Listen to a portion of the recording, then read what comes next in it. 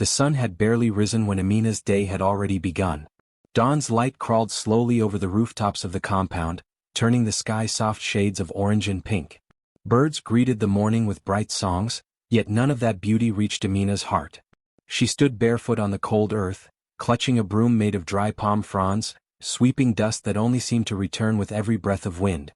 The scent of boiling yam wafted from the kitchen house. Pots clanged. Voices barked orders. It was a morning like every other, a reminder that she did not belong to gentleness or comfort. "Amina, do you want to sleep here, useless girl?" her stepmother Nora shouted from the doorway. Amina flinched and swept faster. The yard was large and she was always the one to clean it alone. Sweat glistened down her temples even though the air was still cool. "You hurry like a crawling snail," Kelechi, the stepbrother, sneered as he strolled past eating melon seeds. "You should be thankful we allow you to live with us." She bowed her head silently. Any word from her mouth always turned into punishment. Nora stepped closer, folded arms pressing against her rich wrapper. "When strangers pass here, they ask why a servant girl is living in our family compound," she hissed. "Do not embarrass us again today. Servant girl." The labels wrapped around Amina like chains. Yet somewhere deep inside, a tiny spark refused to die. Because Amina did not remember being a servant. She remembered lullabies. Warm hands brushing her hair. Soft fabric, not rags, touching her skin. But those memories blurred whenever she tried to grasp them, as if her mind itself had been told to forget. Kelechi kicked the broom from her hand, laughing when she gasped. "Pick it up and keep working. Or would you rather have no food today?" Amina bent silently to pick it up. Speaking would only invite ridicule. She finished sweeping just as the sun began climbing high, but there was no rest. She rushed to the stream to fetch water, heavy clay pots digging into her shoulders. Villagers passed by, staring but never helping. Some whispered, "That girl, she doesn't look like them. She has the eyes of nobility. Yet she is treated like a goat." Amina lowered her gaze whenever she heard such comments, fear gnawing her. She didn't want trouble, she just wanted peace. But peace never wanted her. When she returned with the water, Nora ordered her straight into the kitchen. The smoke stung her eyes as she stirred the boiling broth. Pieces of yam popped angrily in the pot. She wiped sweat with the back of her arm, careful not to raise her sleeve too high. Because beneath that sleeve, on her right shoulder, a birthmark curled in the shape of a storming lion. She had learned to hide it well. The one time Nora had seen it, she screamed and spat on the ground like she had witnessed a demon. "Cover it. Never let anyone see that again," she had shrieked. Amina didn't understand. Was the mark cursed? Was she cursed? But she obeyed. She always obeyed.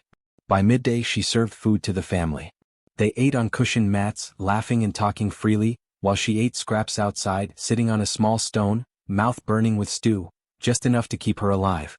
Every day ended this way, working until her muscles trembled, only to fall asleep on a thin mat in the storage hut, surrounded by dust and tools.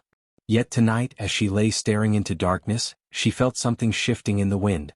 Something new. Something coming. The air seemed heavier, like a heartbeat preparing for thunder. She whispered to herself, voice trembling with hope she barely understood. "One day, my life will change."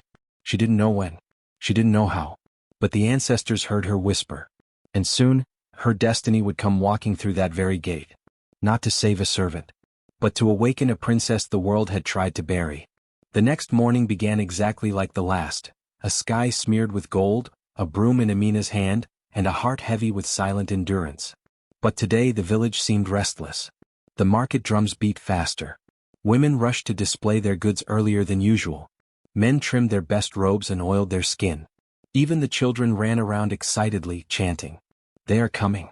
They are coming." Amina paused mid-sweep. Who is coming? Before she could ask, Nora stormed outside, eyes scanning the yard.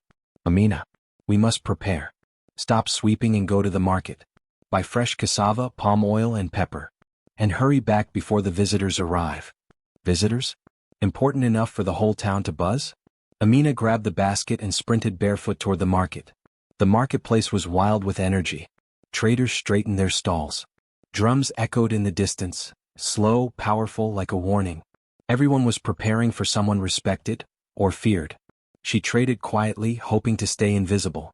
But fate didn't believe in invisibility. As she paid for palm oil, a group of young men accidentally bumped into her. Her basket slipped, and her wrapper's sleeve slid down. The mark. The storming lion sigil on her shoulder flashed into view. A gasp tore through the air.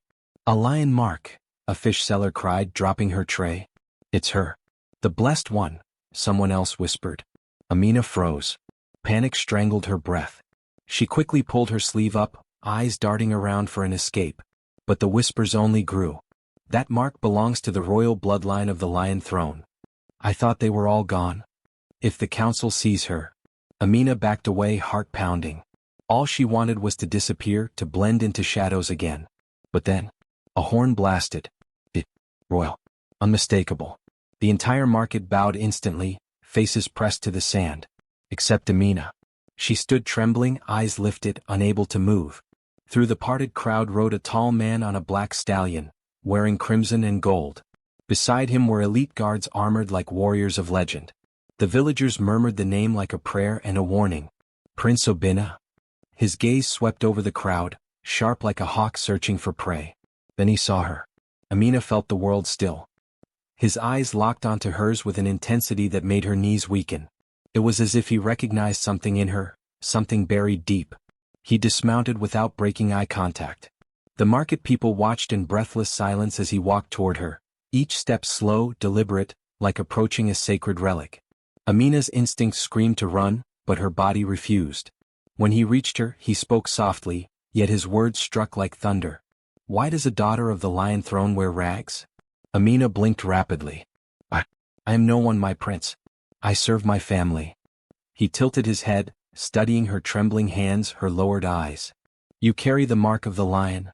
Only the rightful heirs are born with it. Who told you to hide it?" Horror washed over her. Did he know? Did he somehow see through her fear? She whispered, barely audible. "My family forbade me. They said the mark brings danger." Prince Obina's jaw tightened. "Danger for them," he corrected quietly. Before she could respond, Nora's voice split the air. "Amina, what do you think you're doing? Move away from the prince before you bring shame to us," she barked, forcing a humble bow. The prince didn't look at her. His gaze remained fixed on Amina, a mixture of disbelief and recognition. He took one step closer. "Tell me your name." Her lips trembled. "Amina." He exhaled slowly. "Amina, the lost name of the rightful heir." Villagers gasped. Nora paled. Prince Obina wasn't smiling, but his eyes burned with certainty. "You are not a servant. You are not even ordinary. You are the daughter they fear." Amina's heart raced so violently she thought it might burst. "My mother. Who was she?" she dared to ask. The prince's voice dropped, heavy with truth. "She was Queen Adana, my aunt, betrayed the night the throne was stolen. You are her last surviving child." The world blurred. Amina's knees buckled. Memories, once fog, now screamed to the surface. Warm lullabies. Gentle hands. A crown's reflection. Nora lunged, grabbing Amina's arm. "Please forget what you saw, what you think. She is just a..." Obina drew himself tall, command in his voice. "No more lies. No more hiding. The true princess has returned." The drums thundered again, this time not an announcement, but a reckoning. Amina wasn't the one in danger anymore. The danger belonged to those who stole her throne. Adana's hands were already aching by sunrise. Her stepmother, Mama Kike, had woken her before the first rooster crow. "Scrub every corner," she barked. "We have important visitors today, and I won't have a filthy house." Adana nodded silently, even though exhaustion sat heavy in her bones. She scrubbed the floors, fetched water, carried firewood, a servant in the house that was meant to be hers. When her stepmother and stepsisters got dressed in their bright wrappers and gold beads, she stayed barefoot and dusty, her hair tied in a messy knot. As the village prepared the welcome feast, thunder suddenly rolled across the sky, yet the sun still shone. The ground trembled. Horses. Dozens of them. A royal convoy entered the village square, riders wearing crimson cloaks and metal chest plates engraved with the crest of the kingdom of Iama. Children ran to hide. Elders stepped back in fear. The leader dismounted, tall, sharp eyes, dark skin glistening with sweat. He carried a golden scroll sealed with wax. Mama Kike hurried forward, her voice sweet like poisoned fruit. "Welcome, great lord. We are honored by your presence." The leader ignored her greetings. His eyes scanned the crowd with urgency, like a hunter searching for prey. He unrolled the scroll and read aloud. By order of the great king we seek the lost heir, the child of the sun, born with the mark of destiny. She shall be recognized by her pure heart, and the symbol she carries. People glanced at each other, confused. No one spoke. Mama Kike laughed nervously. Heir? Here? She waved her hand. No royalty in this dirty place. The leader did not laugh. He looked troubled, as though he could feel the presence of the one he searched for. Meanwhile, Adana was behind the house, carrying a heavy bucket of water, her back bent, sweat running down her neck. Suddenly, crash! The bucket slipped and clattered loudly on the stones. The leader's head snapped instantly in her direction. His eyes caught hers. Adana froze. Time seemed to stop. Her dark curls framed a face smeared with dust, yet fierce, beautiful, and alive with a spirit she didn't know she had. She stepped back, terrified, but the leader strode toward her, armor glinting. Mama Kike rushed ahead of him, panicking. No.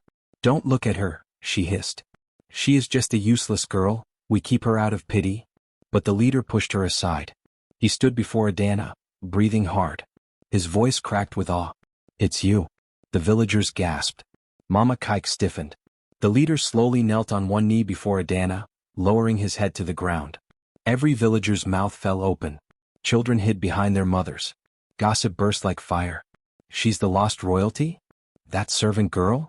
Impossible. No wonder the stepmother hated her. The leader raised his hand and removed a necklace from his armor, a sun-engraved medallion glowing faintly. He held it out to her with trembling hands. Forgive me, your majesty.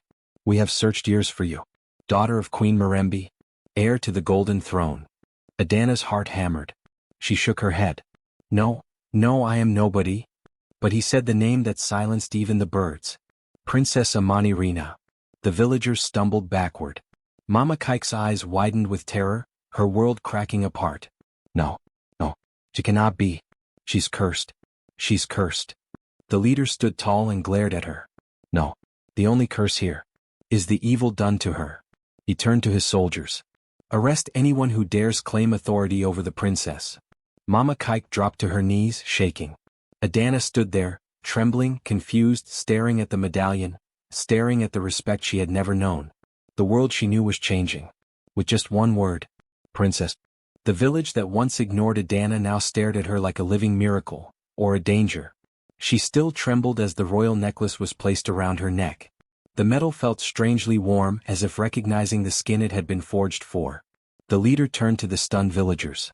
My name is General Bako, protector to the golden throne. We come on the order of the king, to return the lost daughter of Queen Mirembe the Fearless. At that name, every elder gasped. Some fell to their knees. Others crossed their arms in fear, as though trying to ward off a ghost. Adana whispered, Who was my mother? Bako lowered his voice, but everyone heard.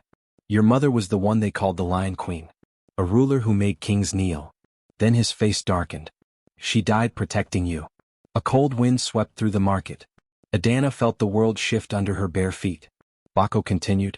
12 years ago, a traitor rose within the palace, the king's own advisor, Chief Odiu. He feared the queen's growing power. He poisoned her court, murdered her guards, and tried to kill the princess. Mothers grabbed their children closer. But, Bako's voice softened, the queen's loyal nurse escaped at night, carrying you the only hope left. Adana swallowed hard, eyes welling up. What happened to her? The nurse. Bako looked down. We found her body at the river, holding your blanket tight. Adana instantly touched her wrist, the torn remains of a once royal bracelet still there. It was real. Everything was real. Bako pointed at Mama Kike, voice like thunder. And this woman hid the princess from the world, not to protect her, but to enslave her. Villagers gasped. Mama Kike screamed, struggling as a soldier gripped her arms. She owes us everything, she cried. She eats, she sleeps, only because of me. Bako turned to Adana. Is that true, princess? Did they feed you well? Treat you with love? Adana's voice cracked. They treated me like a burden. Her eyes met Mama Kike's cold stare. Like a slave. The villagers murmured with disgust. But then an elder stepped forward, shaking. No, it is worse than slavery. He pointed at Adana cautiously. She carries the mark of the sun. Bako nodded. Yes, the mark that appears only once in 1,000 years. The elder's eyes widened with fear. That means, Baco finished the sentence. She is destined to rule, and to destroy the darkness that rises. Silence. Not peaceful but terrified. One of Adana's stepsisters fell to her knees, sobbing. We did not know. We swear. We only obeyed Mama. Baco ignored the pleas. Then a new voice broke through. An old woman with braids like silver snakes. Her cane struck the ground. General, do you know the full prophecy? Baco hesitated. We know enough. The old woman hissed. No. You fear the rest. Everyone leaned closer. She locked her ancient eyes on Adana, and whispered the forbidden words. The child of the sun brings glory, but also fire. She will save us, or she will burn our kingdom to ash. Adana's blood ran cold. The villagers backed away, trembling. Some bowed out of respect, others out of fear. Baco stepped closer protectively. Stand behind me, princess. But the old woman raised her hand sharply. No. Let the prophecy speak. She pointed at Adana's chest, where the medallion glowed brighter. The mark is awakening. The hunters of darkness will come, and death will follow wherever she goes. Adana shook her head in terror. I don't want to hurt anyone. The old woman stepped closer, voice soft now. That is what your mother once said. And she became the fiercest weapon the world has ever known. The prophecy's weight crushed the air. General Baco spoke firmly, reclaiming control. We do not fear our queen. We follow her. He placed a cloak around Adana's shoulders, royal white and gold. The old woman knelt. Others hesitated, then followed. One by one, lowering their heads. Except Mama Kike, who spat through tears. She's a curse. And curses deserve to die. The crowd roared in anger toward her. Soldiers dragged her away as she screamed. Adana stood there shaking, heart split between power and fear. Baco whispered near her ear. You were born a princess. But fate demands something greater. A queen feared by darkness itself.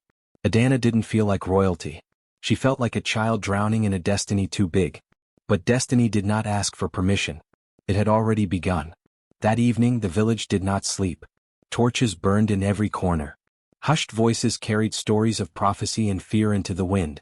Inside the chief's hut, now transformed into a royal quarters, Adana sat wrapped in the cloak Baco had given her. It didn't feel like protection. It felt like a spotlight that painted a target on her back. Her two stepsisters hovered silently nearby, not out of love but terror. Their eyes begged forgiveness they were too afraid to ask for. Baco entered with 4 armored guards, each bearing spears tipped with obsidian. Princess, he said, bowing his head, our scouts have returned. Adana swallowed, gripping the edge of her seat. Baco's voice lowered. The traitor, Chief Odiu, he knows you are alive. The air froze. How? She asked. Baco tapped the glowing medallion resting on her chest. That symbol, it is not just a sign of royalty. It is also a signal. When your blood awakened the mark, he felt it, like a flare in the night. Adana shivered. So he is coming here? Baco nodded grimly. Not just him. The night hunters follow him. Creatures twisted by his greed, shadows that feed on fear. A drum boomed outside, one strike after another. Boom, boom, boom. A soldier rushed in. They're close. The night suddenly tasted like dread. Villagers gathered, clutching machetes, axes, and kitchen knives, weapons of desperation. Baco knelt in front of Adana. You must stay hidden. We will protect you with our lives. But her voice rose, trembling. You expect me to hide again? All my life I have been locked away, in darkness, in shame, and now in fear. Baco met her gaze, the fire in her eyes undeniable. You are the only hope this kingdom has left. Then a queen should stand with her people, she whispered. Baco's face softened, pride flickering through his worry. You speak like your mother. That name filled the room with courage ghosts. Suddenly, the torches outside flickered violently. Screams cut through the night. A dark mist crawled across the ground like spilled ink. They're here, a guard shouted. The walls shook. The roof groaned. Something scraped against the wood, long, sharp, unnatural. One of the stepsisters fainted. The other clung to Adana's robe, weeping, Forgive us, forgive us. The door burst open. A soldier stumbled in, his eyes wide, breath fleeing his lungs. They are everywhere. Behind him, a shape slithered through the doorway. No footsteps. No face. Only shadow, with eyes glowing scarlet. Adana froze, heart slamming against ribs. The creature hissed like an animal possessed. Bako sliced it down, the shadow evaporated into smoke. Another howl echoed outside. Then dozens. Bako grabbed Adana's arm. We must go, now. Guards surrounded her, spears forward. They raced outside. The sky looked wounded, the moon swallowed by clouds. Villagers screamed, swinging wildly at shadows that laughed in their ears. Stay behind me, Bako ordered. But Adana couldn't look away. In the chaos, a figure stood alone at the edge of the village. Tall, cloaked in black feathers. Eyes like cold iron. Chief Odiu. The man who murdered her mother. He smiled, slow and cruel. So, the little light thinks she can shine again. Adana's blood turned to fire. Bako roared, get back inside. But she stepped forward, shaking, terrified, and defiant. The ground trembled beneath her bare feet. Her voice soft but unbreakable. I will not hide any more. Odiu laughed, a sound that cracked the night open. Good. I prefer my queens to stand when they die. The shadows behind him twisted, hungry for her scream. Bako raised his sword. The battle lines were drawn. Adana's fate was no longer chained. It was charging toward her, teeth bared, claws extended, and she was finally ready to face it. Ready or not, her destiny had arrived. Like a storm. Like a prophecy. Like fire. Shadows swarmed the village like a plague of nightmares. Screams knifed through the air, roofs caught fire, and spears clashed against creatures that refused to bleed. The night was collapsing fast. Bako pushed Adana behind him, clashing steel against a shadow beast with jaws like smoke and bone. Back inside, he shouted again. But Adana's feet would not move.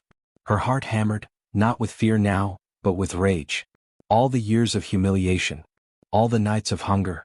Every slap, every insult, every lie. It rose like lightning under her skin. Chief Odiu tilted his head at her, mocking amusement spreading across his lips. The princess who scrubbed floors? He sneered. A royal joke. Your mother died for nothing. Adana felt something inside her snap. She had heard enough. A pulse surged from deep in her chest, painful, burning, alive. She gasped and clutched the mark beneath her cloak. The ground beneath her cracked, a thin line of glowing orange snaking outward like a spreading sunbeam. The air heated. Torches blazed brighter. Even the shadows hesitated.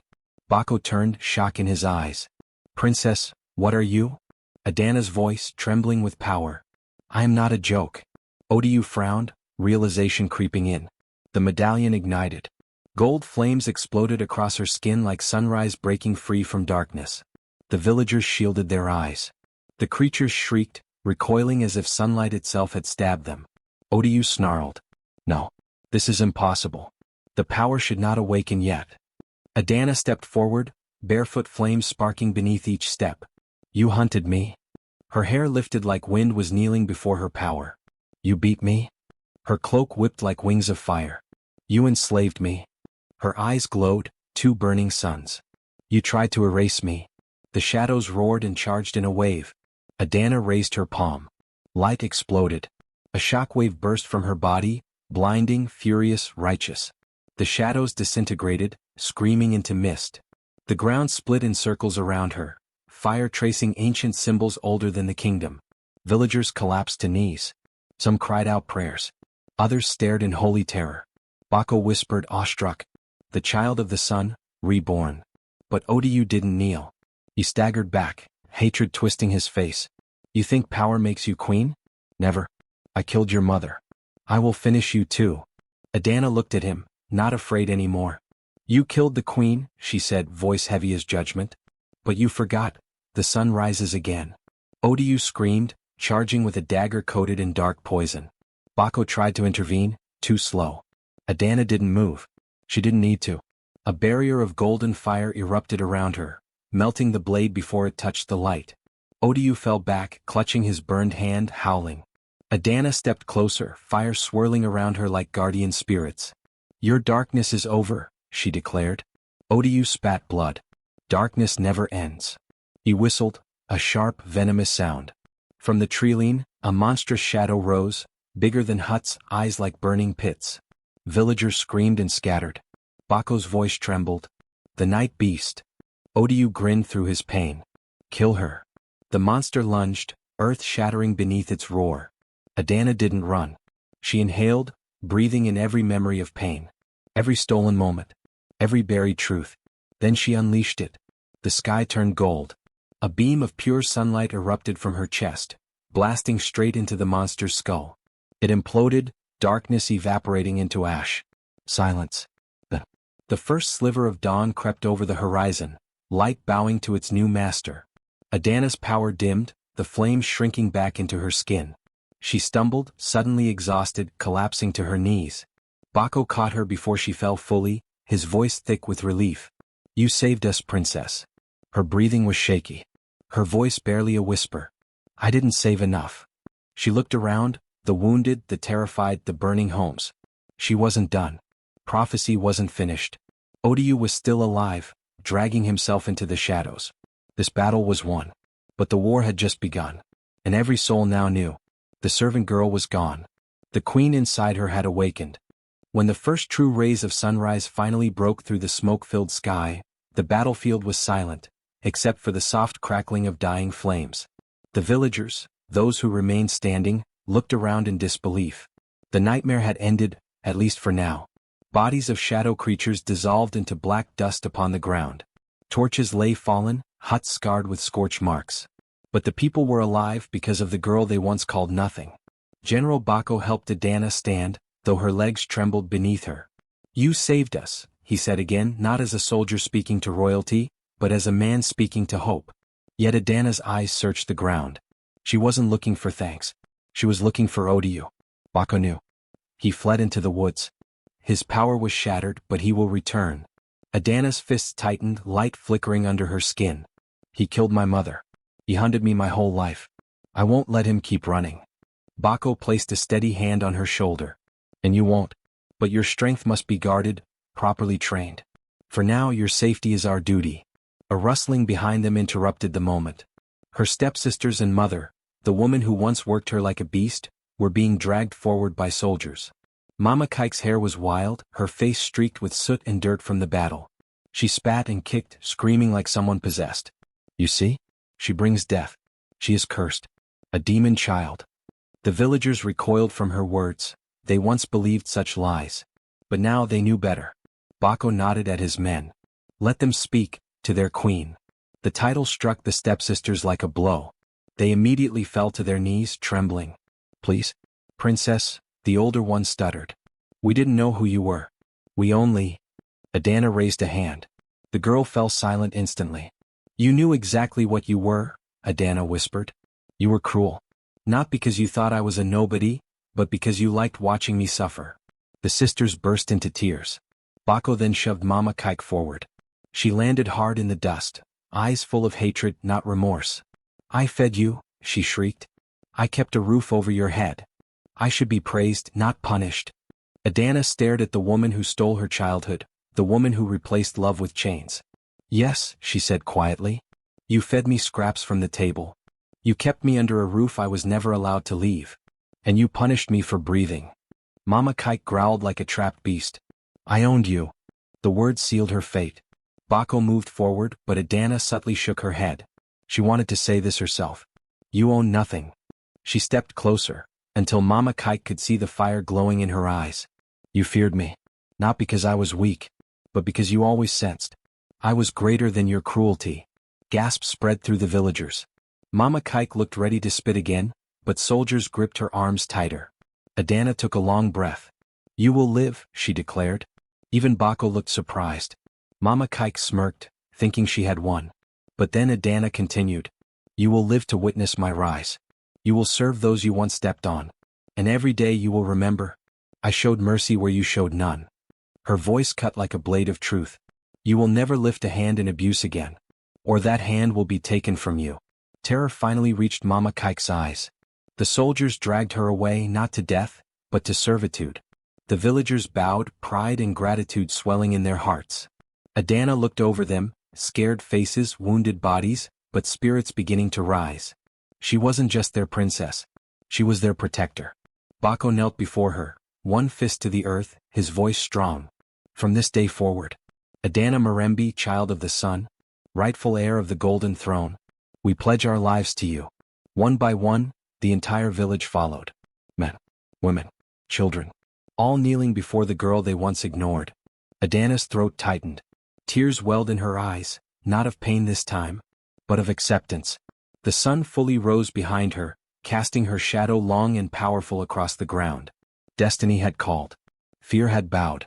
And justice had begun. But as warmth settled over the village, a single crow landed on a burned roof beam, staring directly at Adana with glowing ember eyes. Odiu's message. He wasn't finished. Neither was she. The war for her mother's throne was coming. And now, Adana would not face it as a slave. She would face it as a queen in the making. Crown fire. The village was still smoldering when Adana stood on the hilltop, looking toward the horizon. The capital, her mother's stolen throne, waited, looming in the distance like a shadow she was destined to reclaim. The sun burned gold across the plains, illuminating the path ahead, and every gust of wind carried the scent of history and vengeance. General Bako rode beside her, armor gleaming in the fading sunlight. Soldiers formed behind them, shields and spears aligned in disciplined rows. Villagers, once afraid of Adana, now followed willingly, some carrying their families, others simply marching to stand beside the princess who had risen from the ashes. "This is more than a march," Bako said quietly, his voice cutting through the wind. "This is a declaration. Every enemy who stands between you and your throne will see that you are not just alive, you are ready." Adana adjusted the cloak over her shoulders. It felt heavier now, not because of the fabric but because of the weight of destiny. She thought of Mama Kike, her stepsisters, the years of humiliation, of forced labor, mocking words, cold beds and stolen meals. Every memory sharpened her focus. "The kingdom doesn't know yet," she murmured, voice tight with emotion. "They don't know that their queen has returned, or that I bring fire." Bako nodded. "And when they learn, they will bow or they will fall." The sun dipped lower. Shadows stretched across the plains, twisting like claws, yet Adana felt no fear. Only determination. Her chest burned, not from exhaustion but from the fire inside her. Hours later, the capital gates came into view. Soldiers lined the walls, whispering, uncertain, eyes wide. Town criers and nobles had spread word. The lost princess had returned. Some called her a savior. Some called her a witch. Then came the first attack. A volley of arrows whistled through the air, dark silhouettes against the golden sky. Villagers ducked. Soldiers raised shields. But Adana stepped forward, medallion glowing against her chest, her mark of the lion throne shining. Light surged from her palms, forming a protective dome around the troops. Arrows shattered against it, harmlessly falling to the ground. Whispers ran through the ranks, "The child of the sun, she commands power." From the top of the wall, a figure stepped forward, tall, cloaked in black, eyes like coal. "Chief Odiu." His voice echoed across the courtyard. "You think you can reclaim what was stolen? Foolish girl, this throne will never be yours." Adana raised her chin, flame flickering beneath her skin. "The throne belongs to the bloodline. To justice. And to me." Odiu laughed, the sound chilling like death whistling through the wind. He signaled, and shadowy soldiers, creatures warped by dark magic, spilled over the walls, clawing toward the princess and her army. Bako drew his sword, rallying the troops. "Defend the princess. Protect her at all costs." Adana felt the surge again, deep in her chest. Every insult, every tear, every slap she had endured surged into pure energy. Light erupted from her in waves, striking the shadow soldiers like lightning. They screamed, disintegrating into black ash. The villagers gasped. Even seasoned warriors stepped back in awe. Odiu's face twisted in rage. "This is impossible," he screamed. "The girl is more than human." Adana's eyes met his, and the fire in them was not just power, it was truth. "I am your reckoning," she said, voice steady, unwavering. The shadow army faltered. Some fled. Some disintegrated before they reached her. Odiu stumbled, shielded by darkness but clearly terrified. Bako rode beside her. "Princess, this is just the beginning. Once we breach the palace, he will attempt everything to take back the throne." Adana nodded, her expression calm yet deadly. "Then let him try. He will see that I am no longer the girl he once feared. I am the Lion Queen reborn." The gates loomed closer. Flags of the lost kingdom hung tattered, symbols of betrayal and usurped power. But Adana felt the tide had turned. The villagers, the soldiers, the land itself seemed to hum with anticipation, sensing the return of a rightful queen. The sun finally dipped below the horizon, casting an orange-gold glow across the capital. The march slowed. Silence hung in the air, broken only by the distant screech of Odiu's dark magic. Adana's hands clenched around the reins of her horse. Her chest rose and fell. Her heart beat in perfect rhythm with destiny itself. Tonight she would reclaim her birthright. Tonight she would show the world why the name of the Lion Throne could never be erased. Tonight, the princess who was once a servant would rise, and no shadow would ever hold her down again. The capital was alive with tension. Torches burned along the walls, casting long shadows that twisted like fingers. The palace, once a symbol of peace, now loomed as a fortress of betrayal. Every soldier, every noble, every shadow whispered fear. Adana rode at the front, medallion glowing against her chest, cloak trailing behind her like a banner of light. General Bako and the loyal troops flanked her, shields raised, spears ready. The villagers marched beside them, once afraid, now empowered by her courage and her fiery awakening. From the palace battlements, Chief Odiu appeared, cloak torn, eyes burning red with fury. Behind him, twisted shadow creatures crouched, waiting to strike. "You dare come here?" he shouted. "You, the servant girl, think you can reclaim what I took?" Adana raised her chin, eyes glowing gold. "I am no longer a servant. I am the Lion Queen reborn. This throne is mine." Odiu sneered, raising a dark staff carved with jagged symbols. Lightning shot from its tip, striking the ground near her army. The earth shook, flames licking the edges of the palace gates. Bako shouted, rallying the troops. "Hold the line. Protect the princess." The first wave of shadows surged forward. Screaming, clawing, twisting shapes that smelled of rot and fear. Villagers swung their machetes. Soldiers met them with steel and courage. Adana stood firm. Her medallion flared. Golden light spread outward in ripples, sending shadows screaming into nothingness. She lifted her hands, and the ground beneath the enemy erupted in bursts of fire and sunlight. Odiu's expression shifted from confidence to disbelief. "Impossible," he hissed. Adana took a step forward. "You underestimated me. You thought darkness could destroy what was born of the sun." The palace doors creaked. Odiu moved swiftly to block her path. He summoned a massive shadow beast, taller than the walls themselves.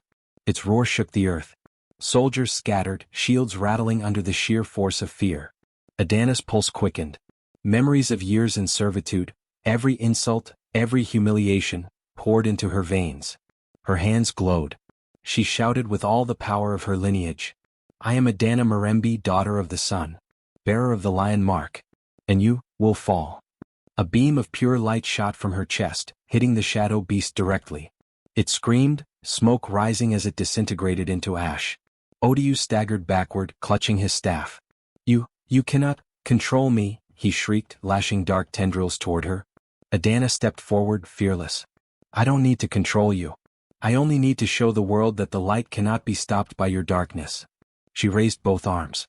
Sunlight exploded outward like a storm, a tidal wave of golden fire.